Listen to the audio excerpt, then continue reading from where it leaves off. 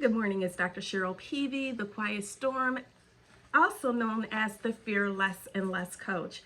The other day, I did a video about the history of fear and how fear is an emotion and is a learned behavior. And I said I was going to come back with a plan of action for you to fear less and less. So here I am today to share with you one of my fears. And before I do, I want you to really get this within your spirit, that when you hear people say they're fearless, there's no such thing as being fearless, because if you are fearless, that means there's nothing for you to learn. There's nothing for you to conquer. There's nothing for you to go to the next level in your life. That means you have reached the pinnacle of what? Of your life, of success. So when you hear people say they're fearless, yes, they are fearless. They're fearing less and less in the fears that they have. We will always have fears. Things will always come in our lives to make us fearful. But I want you to know that each and every single fear that you have, you can fear less and less in those things. And yes, you can conquer your fears in a certain area, but I want you to know that there is not ever going to be a time in your life where you're going to say, I don't have any fears. I'm a fearless person. I'm good. It's all great. My life is amazing. Because the other day I said this, that fear is not your friend, fear is your teacher. So fear is your teacher and you are fearless. How can you learn anything else about yourself? How can you discover new things about you that you didn't even know existed? Or how can you go to the next level and experience life at its fullest if you don't have fears to fear less and less? So one of my fears that I have is the fear of going across a bridge.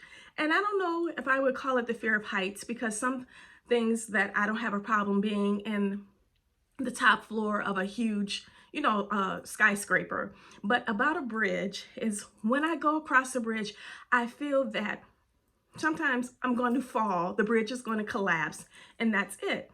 But if I allow myself not to go across the bridge, what happens? Fear keeps you from reaching your destination. So if I don't go across the bridge to reach my destination where I'm going, then I won't experience the blessing and opportunities that are on the other side of fear. You've heard that saying, if you hold back and you are afraid and you're on the fence with fear, you don't know what's on the other side of fear. Well, that's absolutely true. You don't know what's on the other side of fear. So as I go across bridges, I still have that anticipation of, something can happen, but I continue going across because I want to reach my destination.